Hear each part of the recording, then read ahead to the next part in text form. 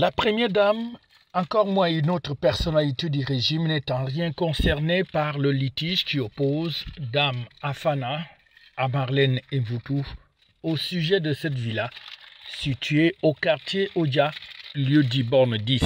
Les noms pour permettre à la justice de faire son travail, mais les documents y relatifs sont auprès des juridictions. L'état des lieux en question est une pièce versée dans de multiples dossiers, comme je vous l'ai dit. Dame Mvutu entre dans la maison le 15 août 2020.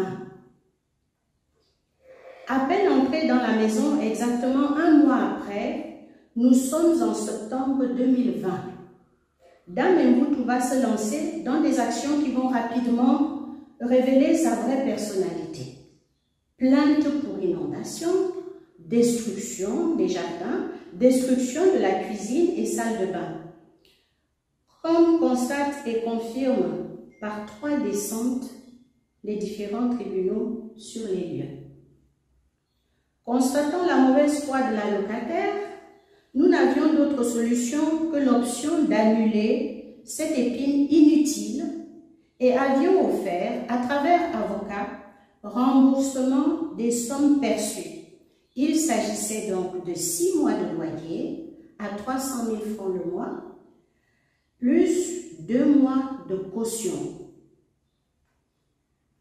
À réception de la mise en demeure valant expulsion pour défaut d'assurance et non-respect d'autres clauses du contrat de location, dont modification des structures de la maison, Dame Mvutu va opposer une fin de non-recevoir et une longue procédure judiciaire va être engagée dès octobre 2020, c'est-à-dire 3 mois exactement après son entrée sur les lieux.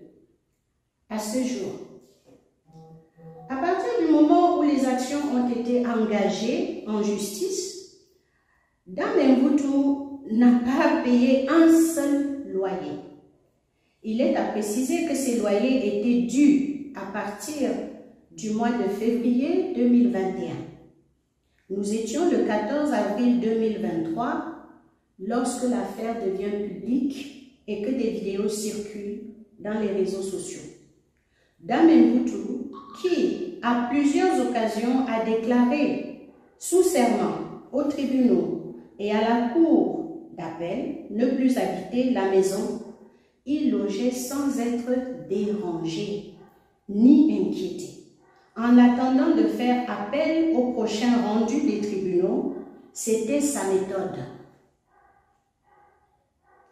C'est ainsi que le 14 avril 2023, nous sommes au 8e point. La cour d'appel a rendu le jugement dont Dame Mvutu se targue dans les réseaux sociaux, en disant qu'il n'existait pas de contrat de bail.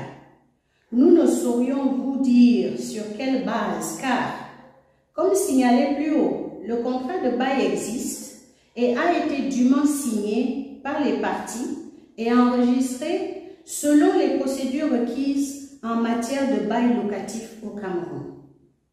Excédé par cet état de choses, il faut dire que nous sommes à la 4e année de cette procédure devant les tribunaux. Nous avons donc décidé de chasser tout squatteur de notre propriété et c'est ce qui a été fait le 14 avril 2023. Voilà donc très schématisé la chronique d'une femme ingrate, manipulatrice, qui a voulu abuser de notre présence à l'étranger pour voler notre bien et qui maintenant cherche à nous entraîner dans un débat personnel et politiquement orienté, auquel nous sommes totalement étrangers. Au-delà de tout ce que nous venons de vous présenter, nous apprenons récemment par les réseaux sociaux également, parce que c'est le seul monde où vit cette personne, qu'il existerait une promesse de vente entre Dame Mvutu et nous. Nous serions très heureux de connaître le nom et l'adresse du notaire parisien qui l'a signé. Nous nous posons la question de savoir comment est-il possible que cette soi-disant promesse de vente ait été signée le même jour que le contrat de bail objet du litige, et qu'il y figure le promettant et le bénéficiaire. Dans une promesse de vente, on a un promettant, un bénéficiaire. S'agirait-il d'une donation? Qui étaient les témoins de la dite transaction? Loin d'avoir un acheteur et un vendeur, nous restons vraiment très curieux. Comment cette vente n'a-t-elle pas été soulevée au tribunal en 4 années de procédure? Nous nous posons des questions. Ce qui était au départ une histoire entre un locataire et son bailleur semble virer aujourd'hui par la faute de Marlène Mvutu à un sujet politique ou encore où se mêle le tribalisme. Toutefois, notre attention a été portée sur le fait que Mme Mvutu Marlène, qui a été notre locataire dans cette demeure, qui vous accueille aujourd'hui, a purement transformé l'objet de la procédure dorénavant dans ses directs qu'elle fait dans différentes plateformes digitales avec une forte audience, loin d'être une affaire civile qui oppose deux Camerounaises que nous sommes, loin d'être une affaire qui oppose le bailleur que je suis à son locataire qui était Marlène Mvutu. Ma maison devient l'objet d'une querelle politique, d'une histoire de tribalisme. Afin d'éviter tout amalgame, je tiens à dire concrètement et contrairement aux allégations mensongères disant que j'aurais bénéficié d'un appui venant du haut pour l'expulser de la maison, il n'en est rien.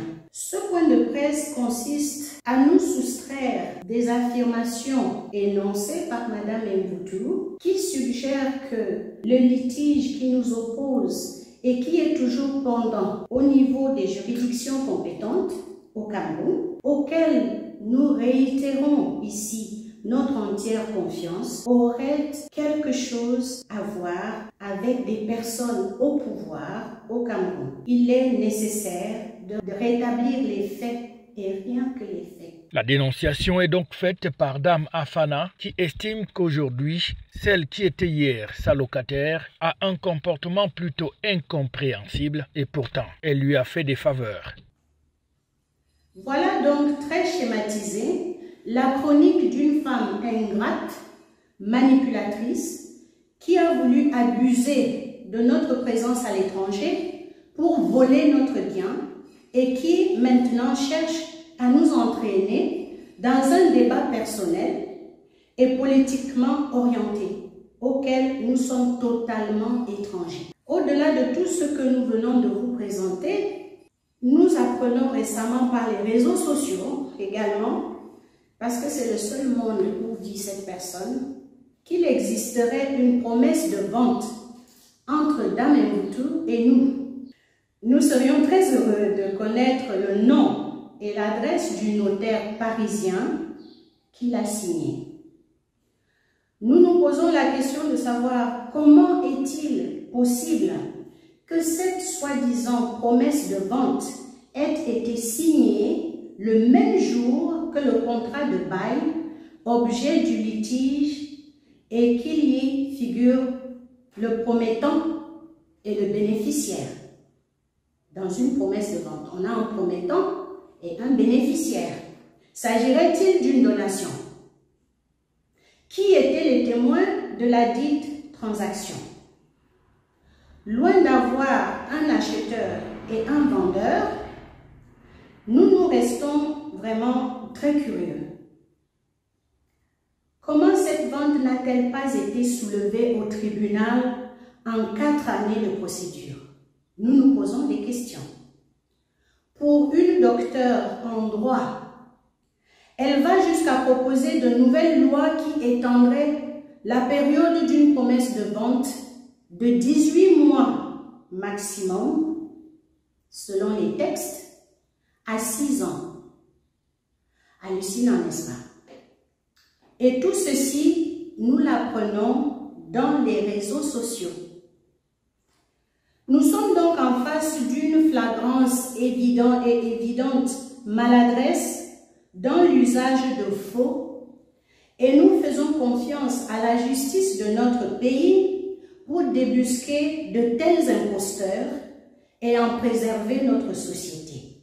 L'affaire qui reste néanmoins pendante devant les juridictions, au niveau de la Cour suprême précisément, attend encore d'être démêlée, mais la villa d'Odja reste fermée avec les séquelles des transformations qu'elle a subies du fait de sa locataire de l'époque. En attendant donc le verdict, Dame Afana tient à faire une mise au point sur le fait que l'affaire ne concerne en rien la première dame du Cameroun ni aucune autre personnalité, qu'il s'agit d'une affaire privée et les juridictions ont été saisies et on attend leur verdict final.